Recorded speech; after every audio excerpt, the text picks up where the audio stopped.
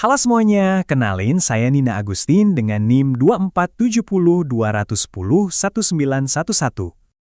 Selamat datang di pembahasan kita. Pernah nggak sih Anda kepikiran apa yang sebetulnya bikin satu organisasi itu sukses banget, sementara yang lain gagal total?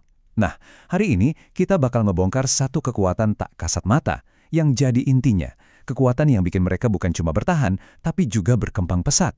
Oke, untuk benar-benar ngertiin kekuatan ini, kita harus mulai dari akarnya dulu nih. Yaitu sebuah tantangan fundamental yang dihadapi oleh setiap organisasi, tanpa terkecuali. Coba deh pikirin ini. Apa sih satu kekuatan tak terlihat yang jadi tameng bagi organisasi sukses ngelawan ancaman kekacauan yang konstan? Soalnya faktanya gini, secara alami, semua sistem itu cenderung bergerak ke arah kekacauan dan ketidakpastian. Tanpa kekuatan ini, mereka pasti hancur berantakan. Dan jawabannya ternyata adalah sesuatu yang sering banget kita anggap remeh. Padahal ini adalah fondasi dari segalanya. Ya, jawabannya adalah komunikasi. Kalau kita lihat di level paling dasar, ya, komunikasi organisasi itu sesimpel proses kirim dan terima pesan. Ini mencakup semua interaksi yang terjadi di dalam tim dan juga gimana caranya organisasi ngobrol dengan dunia luar.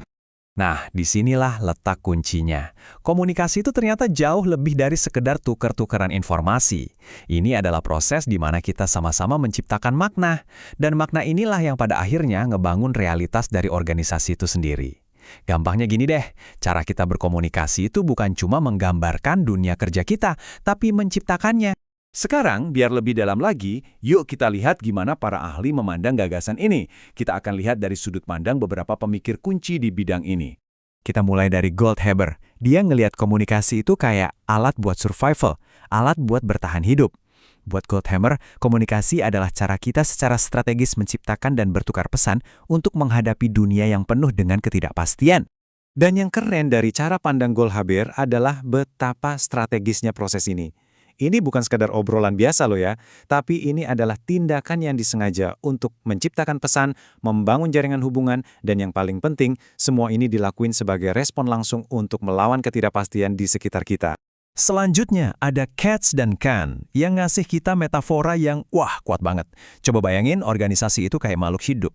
Nah, menurut mereka, komunikasi itu adalah energinya, ibarat darah kehidupannya, yang terus-menerus mengalir untuk menjaga keteraturan dan melawan kekacauan.